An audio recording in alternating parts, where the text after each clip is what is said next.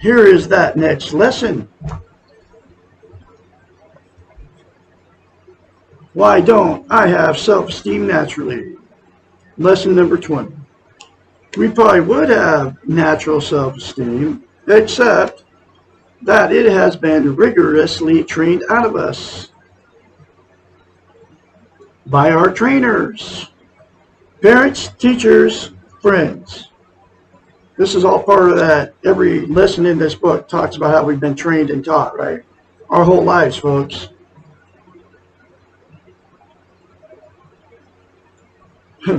By our trainers. I'm going to reread that again. We probably would have natural self-esteem, except that it has been rigorously trained out of us by our trainers, parents, teachers, and friends, who also do not have self-esteem. Think about that, folks. There's billions of people on the planet without it because nobody's teaching it. This is because our Western model is concerned with power and control and achievement, and we have been excellent students for all the concepts of the weak ego. We have learned to worry about what others think about us and to try to please those that we want to influence. We have learned that we ourselves are not as important or as deserving as the people around us.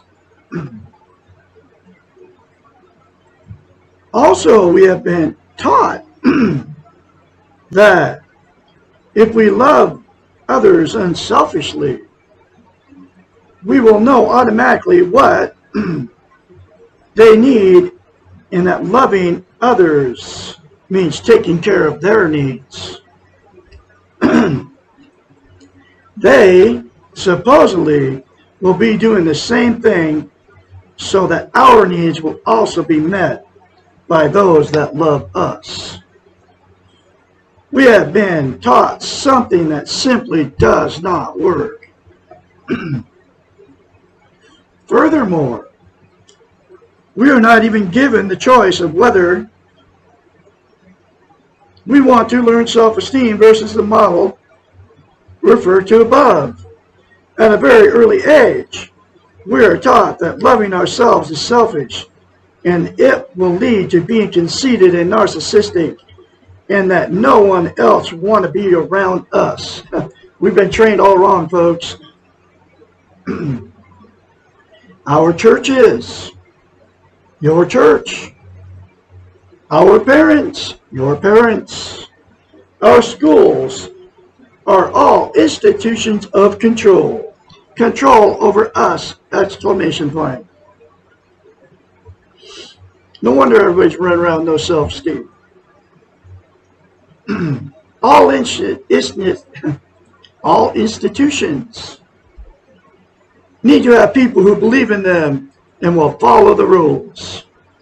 The belief that man is not good and needs to be controlled in order to be socialized seems to have led to the fear of allowing individuals to love themselves and to trust that they will be good when left to their own devices.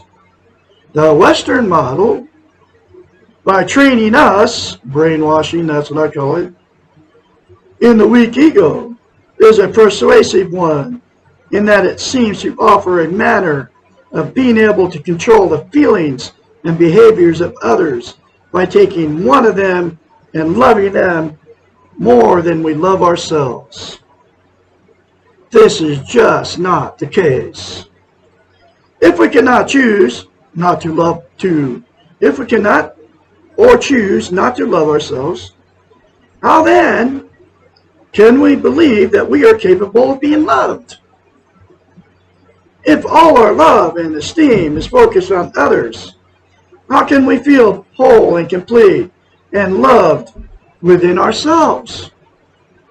And if we feel bad about ourselves, how can we then be the best we can be? No one can be at their optimum when they feel bad. Finally, if we're following the model and loving others more than we love ourselves, and yet we are not getting back from then what we are giving, how can we not feel cheated and resentful? People who feel cheated, abused, and taken advantage of are not the easiest people to love, either for others or for themselves. When we expect others to love us and take care of our needs, we are placing a burden upon them that they cannot fulfill. No one else is going to know exactly what we need at the very moment we need it. No one else is ever going to be able to love us exactly as we want to be loved. No one else is going to love us for what we can and need to do for ourselves. Woo! There's another very powerful